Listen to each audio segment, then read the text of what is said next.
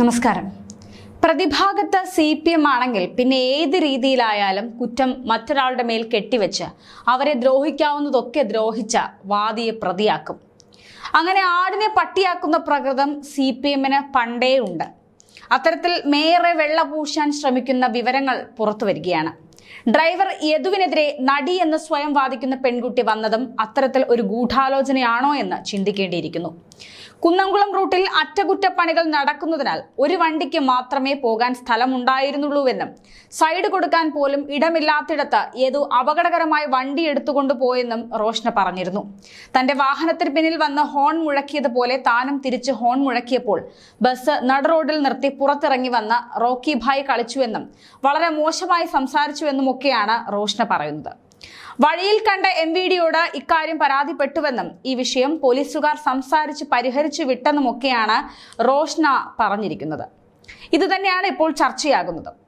മേയർക്ക് ഐക്യദാർഢ്യം എന്ന പോലെയാണ് നടിയുടെ ഈ സമയത്തുള്ള ഇടപെടൽ. അങ്ങനെ ഒരു സംഭവം ഉണ്ടായിരുന്നെങ്കിൽ ആ സമയത്ത് പോസ്റ്റ് ഇടാനോ ഈ ഡ്രൈവർക്കെതിരെ കേസിന് പോകാനോ നടപടി സ്വീകരിക്കാനോ ഒന്നും ഇവർ തയ്യാറായില്ല എന്ന ചോദ്യം ശക്തമാവുകയാണ്.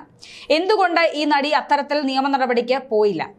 ഇപ്പോൾ യദുവിനെതിരെ അറിഞ്ഞുകൊണ്ട് നടക്കുന്ന ആക്രമണമാണോ ഇതെന്ന് സംശയിക്കേണ്ടിയിരിക്കുകയാണ്. കാരണം യദുവിന്റെ ഭാഗം കാണിക്കാൻ ഇപ്പോൾ എല്ലാവരും ശ്രമിക്കുന്നുണ്ട്. അതുകൊണ്ട് തന്നെ നടിയുടെ ഈ ആക്ഷേപത്തെ സംശയിക്കേണ്ടിയിരിക്കുന്നു. കേസിലെ നിർണായക തെളിവായ CCTV മെമ്മറി കാർഡ് കാണാതായതിലെ ദുരൂഹതയ്ക്ക് പിന്നാലെയാണ് നടിയുടെ വെളിപ്പെടുത്തൽ ഇപ്പോൾ ചർച്ചയാകുന്നത്. KSRTC ഡ്രൈവർ യദുവിനെതിരെ സിനിമാ താരം റോഷ്ന അന്ന റോയ് ഉന്നയിച്ച ആരോപണം ശരിവെക്കുന്ന രേഖകൾ പുറത്തു വന്നു എന്നാണ് ഇപ്പോൾ പുറത്തുവരുന്ന റിപ്പോർട്ട്. ബസ് ഓടിച്ചത് LH യദു തന്നെയെന്ന് രേഖകളിൽ വ്യക്തമാണ്. ഡിപ്പോയിൽ ഷെഡ്യൂൾ രേഖകൾ പുറത്തു വന്നിട്ടുണ്ട്. തിരുവനന്തപുരത്ത് നിന്ന് വഴിക്കടവിലേക്കുള്ള യാത്ര ജൂൺ 18-നായിരുന്നു. മടക്കയാത്ര ജൂൺ 19-ന്.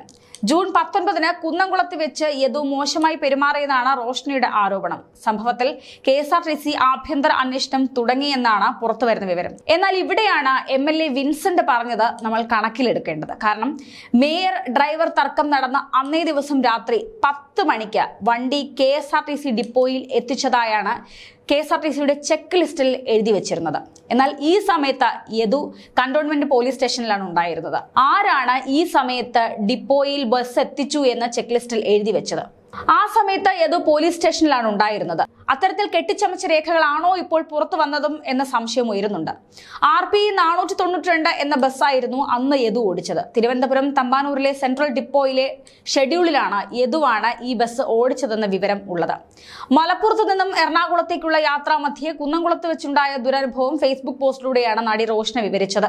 യദു തന്നോട് മോശമായി സംസാരിച്ചുവെന്നും അത് തനിക്ക് ഏറെ മാനസിക ബുദ്ധിമുട്ടുണ്ടാക്കിയെന്നും റോഷ്ന പറഞ്ഞു. എന്നാൽ ഇത് യദുവിനെ കുടുക്കാനുള്ള തന്ത്രമാണോ എന്നുള്ളത് വലിയ ചോദ്യമായി തന്നെ സംശയവുമായി തന്നെ ഉയരുകയാണ്. ഏതായാലും മേയർക്കും MLAക്കുമെതിരെ യദു ഇപ്പോൾ നിയമ നടപടികൾ സ്വീകരിക്കാനായി കോടതിയെ സമീപിച്ചിരിക്കുകയാണ്.